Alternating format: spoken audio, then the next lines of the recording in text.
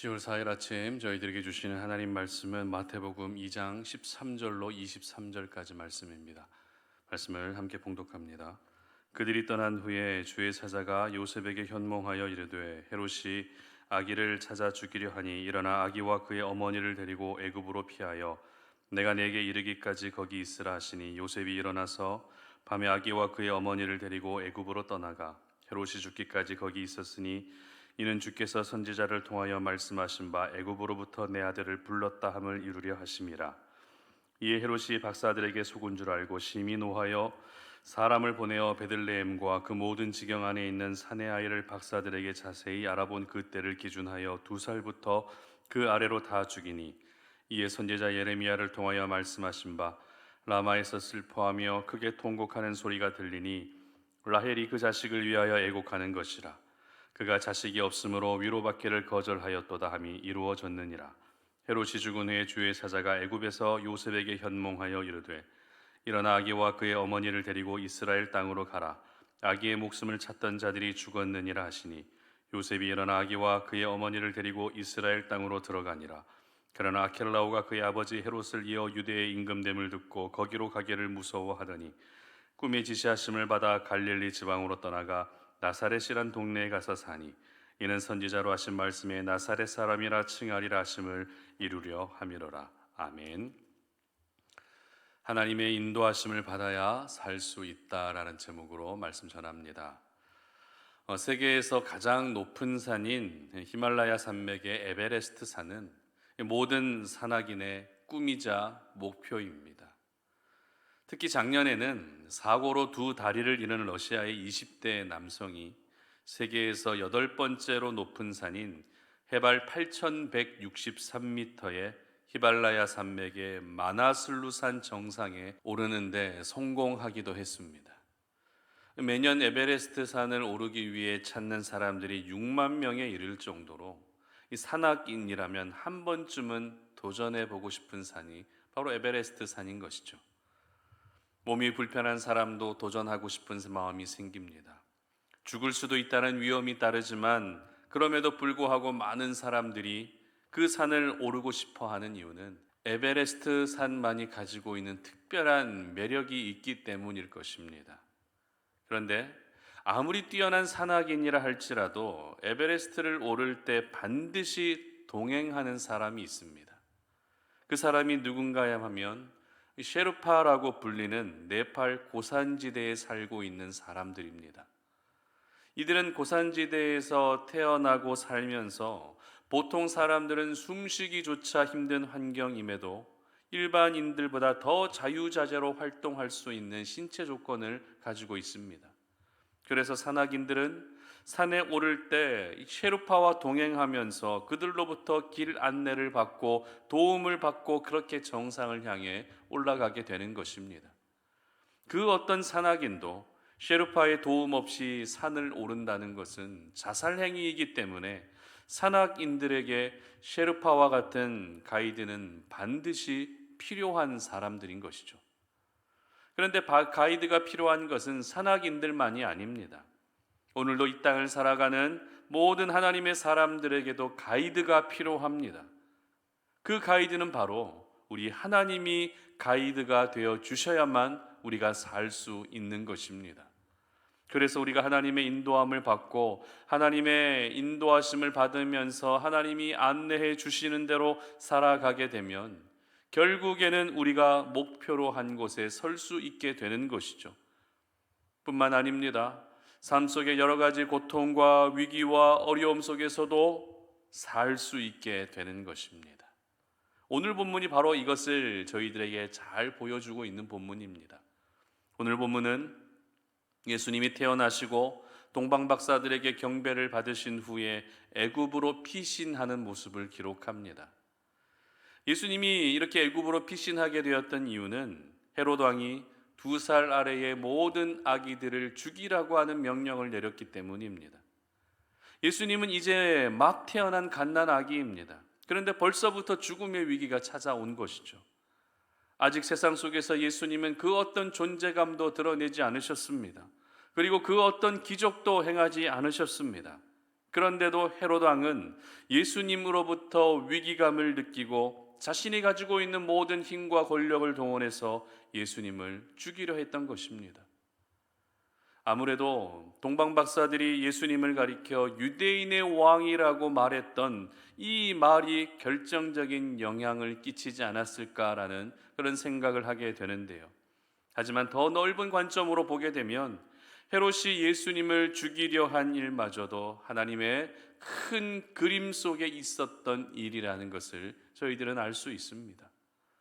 그런데 오늘 본문은 이러한 위기 가운데에서도 하나님께서 예수님을 살리시고 있는 것을 보게 됩니다. 오늘 본문 13절입니다. 그들이 떠난 후에 주의 사자가 요셉에게 현몽하여 이르되 헤롯이 아기를 찾아 죽이려 하니 일어나 아기와 그의 어머니를 데리고 애굽으로 피하여 내가 네게 이르기까지 거기 있으라 하시니 아멘. 바로 주의 사자가 나타나서 모든 위기의 상황을 알려주셨습니다. 심지어 애굽이라고 하는 피할 장소까지도 정해 주셨습니다. 요셉과 마리아는 비록 초라한 말구유에서 예수님을 낳았지만 아기 예수를 보며 얼마나 행복했겠습니까? 우리 가정에 새로운 생명이 태어나게 되었다는 것이 얼마나 신기하게 여겨졌을까요?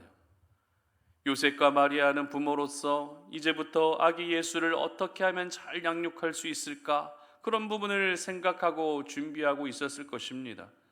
그리고 아기 예수가 태어난 후에 가장 먼저 있었던 일은 동방에서 온 박사들이 경배하는 일이었습니다. 이와 같은 일들을 보면서 아기 예수의 앞으로의 인생이 얼마나 큰 기대가 되었겠습니까? 지금 아기 예수에게 어떤 위험이 찾아오게 될지는 전혀 예상도 못했을 것입니다. 그런데 그때 주의 사자가 나타나게 된 것이죠. 그리고 말합니다. 지체할 여유 없이 빨리 애굽으로 피신하라고 그렇게 알려주고 계셨던 것입니다.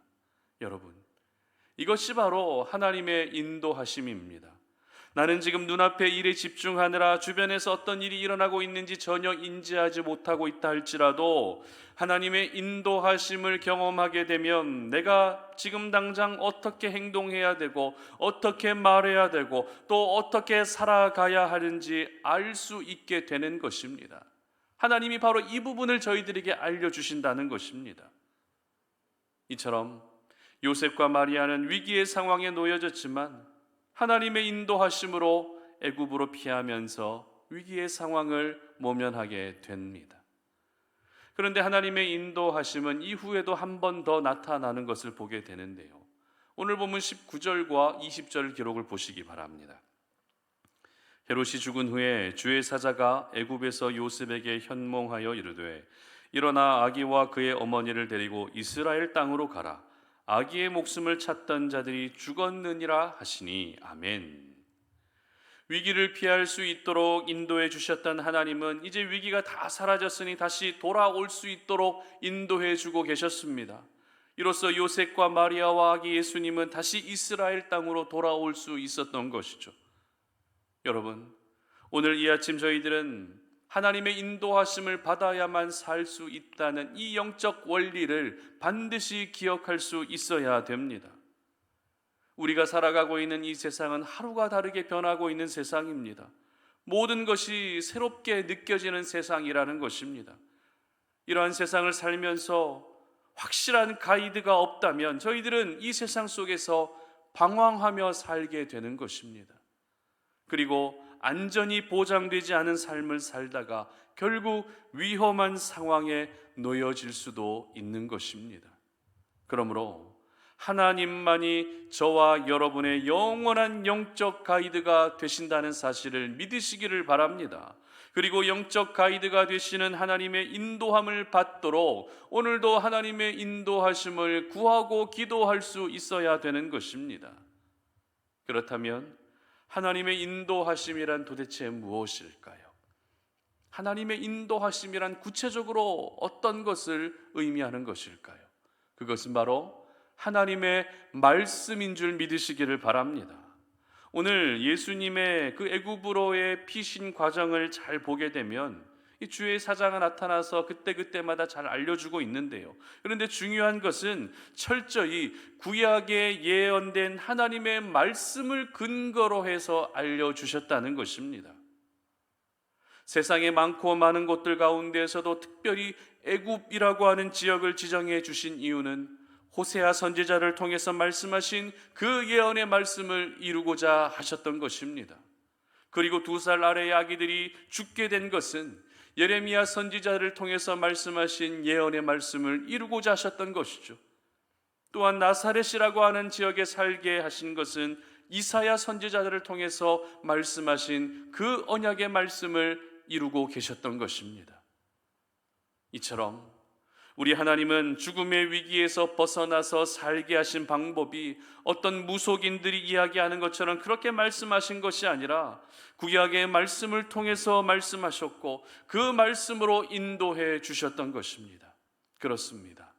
하나님은 오늘도 살아계신 하나님의 말씀으로 저희들을 인도해 주시는 줄 믿으시기를 바랍니다. 그래서 그 말씀의 인도하심을 받는 것이 곧 하나님의 인도함을 받는 것인 줄 믿으시기를 바랍니다.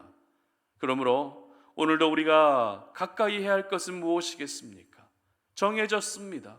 우리가 오늘도 가까이 해야 할 것은 하나님의 말씀이라는 것이죠. 하나님의 말씀을 가까이 할 때 모든 것이 새롭게 느껴지는 이 세상 속에서도 우리는 하나님의 가이드를 받게 되는 것입니다. 뿐만 아닙니다. 여러 위기의 상황들, 여러 어려움의 상황들, 여러 난처한 상황들 가운데에서도 우리를 살게 해 주시는 것입니다. 하나님의 사람들은 하나님의 인도하심을 받을 때가 가장 안정감 있는 삶이 된다는 것을 여러분 모두 기억하시기를 바랍니다. 내 주변에 영향력 있는 사람들, 나와 절친한 친구와 지인들에게도 우리는 크고 작은 도움과 인도함을 받을 수 있지만 결국 나를 살게 하시는 분은 오직 우리 하나님 한 분밖에 없다는 사실을 여러분 절대 잊으시면 안 됩니다. 바라기는 우리 송탄오륜의 모든 가족들은 오늘도 하나님의 말씀으로 인도함을 받으셔서 날마다 우리를 살게 하시는 그와 같은 하나님의 은혜를 누리시는 우리 모든 송탄오륜의 가족들이 되시기를 주님의 이름으로 축복합니다. 함께 기도하겠습니다. 하나님 감사합니다. 오늘 이 아침에 우리가 주의 말씀 앞에 서서 오늘도 하나님의 인도하심을 받을 수 있도록 하나님의 인도함을 구하는 이 시간이 될 수 있도록 도와주시옵소서. 내 힘으로도 살 수 없습니다.